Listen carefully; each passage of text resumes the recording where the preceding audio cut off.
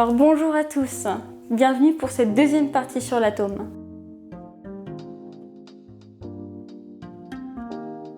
Dans la vidéo précédente, on a déjà vu beaucoup de choses. Tout d'abord, l'atome est déjà un élément clé qui est supposé depuis l'Antiquité. Mais cette hypothèse a été délaissée pendant plus de 2000 ans jusqu'à ce que vienne le 19e siècle. Au fur et à mesure des différentes particules composant l'atome, les modèles se sont peu à peu développés et enchaînés jusqu'à devenir ce qu'on connaît aujourd'hui. Ici, je vais évidemment parler de la version simplifiée de l'atome, parce qu'avec les années qui ont suivi et notamment les nouvelles découvertes en termes de mécanique quantique, l'atome s'est de plus en plus précisé aux yeux des chercheurs, mais reste encore très complexe à expliquer. La représentation de l'atome dans l'imaginaire collectif, c'est souvent celle de Bohr de 1913, avec évidemment les protons et les neutrons en plus. Mais au début du XXe siècle, les travaux de Schrödinger ont permis de préciser un peu plus cette représentation et d'en avoir une nouvelle version. Comme on l'a vu dans la vidéo précédente, l'atome est représenté sous forme d'une sphère, dont le centre est un noyau composé de protons et de neutrons, avec non pas comme la représentation de Bohr avec des électrons qui orbitent selon un tracé prédéfini autour du noyau, mais un nuage de probabilité électronique.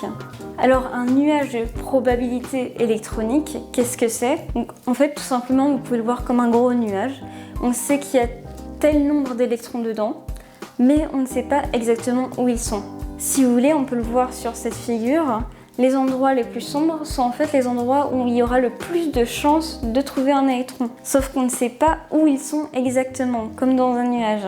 On sait qu'ils sont là, mais on ne sait pas où. Mais alors, qu'est-ce qui permet de différencier un atome d'un autre? Eh bien, c'est tout simplement les électrons, les protons ainsi que les neutrons. Et oui, ce sont ces trois constituants qui nous permettent de les différencier. Chaque atome a beau avoir les mêmes constituants, ils n'ont pas les mêmes quantités de chacun. On peut voir et déduire les quantités de chaque grâce au symbole atomique. Par exemple, ici, le carbone 12. Le 12 correspond en fait au nombre de nucléons. Nucléons, nucléaires, c'est-à-dire les particules qui sont dans le noyau. Les nucléons, c'est tout ce qui comporte les protons et les neutrons. Et le 6 correspond en fait au numéro atomique, c'est-à-dire le nombre de protons au sein du noyau. C'est également aussi le nombre d'électrons, parce que comme on l'a vu, un proton vient neutraliser un électron. Ce numéro atomique, il est différent pour tous les atomes. C'est notamment grâce à celui-ci qu'on va pouvoir les classer dans le tableau périodique. Mais ça, j'en parlerai une prochaine fois dans une autre vidéo. Comme tout le monde le sait, les atomes peuvent se combiner. Et de cette combinaison résultent les molécules. Les molécules, c'est un terme quantitatif. On dit une molécule, deux molécules, trois molécules. C'est un peu comme si on disait une bille, deux billes ou trois billes. Mais par contre, quand je parle de composés, là, c'est absolument pas quantitatif. Si je dis de l'eau, du sucre, du sel, on ne sait pas combien il y en a. Donc, ce n'est pas quantitatif, c'est qualitatif. On peut diviser le royaume des molécules en deux types. Tout d'abord, il y a les corps simples. Les corps simples, ce sont simplement des molécules qui ne sont composées que d'un seul type d'atome, notamment la plupart des gaz dans l'air, le dioxygène, le dihydrogène ou le diazote. La seconde partie, ce sont les corps composés, c'est-à-dire absolument tout ce qui nous entoure. Et quand je dis tout ce qui nous entoure, c'est vraiment tout ce qui nous entoure. Que ce soit votre tasse, que ce soit votre biais, que ce soit votre lumière, absolument tout, c'est un corps composé. On a dit dans la première partie que pour être stable, un atome devait être neutre. Mais ça, c'est le cas seulement s'il est seul. Tout comme les protons et les neutrons s'attirent, les atomes chargés positivement et les atomes chargés négativement, eh bien ils s'attirent aussi. Reprenons l'exemple de notre règle. On va se placer au centre et on va poser un atome du côté positif. On va voir que tout seul, il tombe. C'est normal. Mais par contre, si on place un atome avec la même charge ou deux atomes qui vont se diviser la charge, la règle va rester stable. Il s'établit alors des liaisons, des liens entre nos atomes, mais ça je vous en parlerai dans une prochaine vidéo également. L'exemple est peut-être pas encore assez concret, alors on va se placer dans un cas plus simple, la molécule d'eau. Une molécule d'eau, c'est composé d'un atome d'oxygène et de deux atomes d'hydrogène. L'atome d'hydrogène, c'est l'atome le plus petit. C'est celui qui a le moins d'électrons, il en a un seul. Cet électron, on peut notamment l'associer à une bille négative. Donc quand notre hydrogène est neutre, il a une bille positive, c'est notre proton, et une bille négative, notre électron. Si on lui enlève l'électron, c'est-à-dire la bille négative, notre hydrogène n'est plus neutre. Il devient alors un ion, et plus précisément un cation, parce qu'il est positif. Il ne lui reste plus qu'une bille positive. Un ion, c'est tout simplement un atome qui est chargé. ou alors si vous préférez un atome qui n'est plus neutre. L'atome d'hydrogène neutre qu'on note H devient alors H+, un cation. Mais comme on l'a vu encore une fois, eh bien le cation H+ va devoir trouver un atome négatif pour pouvoir se stabiliser. Et c'est l'oxygène qui va, dans sa bonté, accepter de lui donner un électron et se stabiliser avec lui.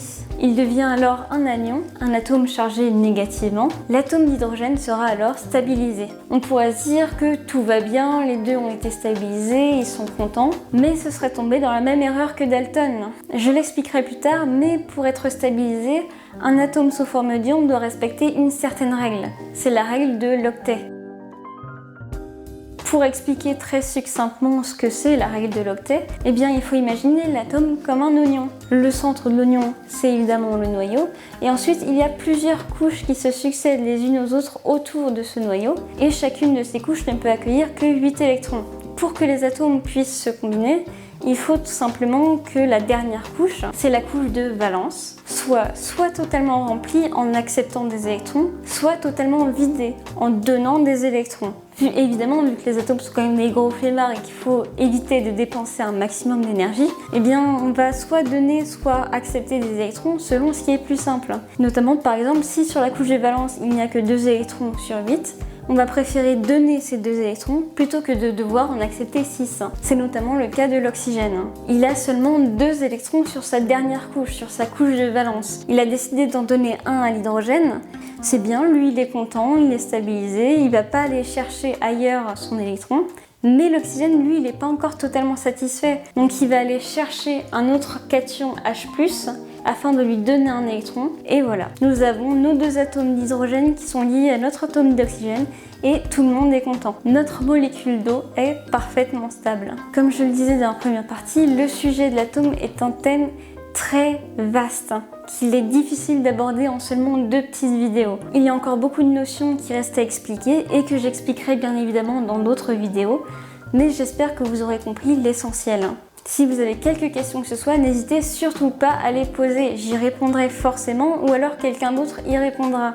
Et ça permettra aux personnes qui se posent également ces questions de pouvoir voir directement la réponse. J'espère que vous avez apprécié cette vidéo. Vous pouvez notamment mettre un petit like afin de supporter la chaîne. On verra ce qui arrivera dans les prochains mois. Sur ce, je vous laisse. Ciao et surtout n'oubliez pas, la chimie c'est la magie d'aujourd'hui.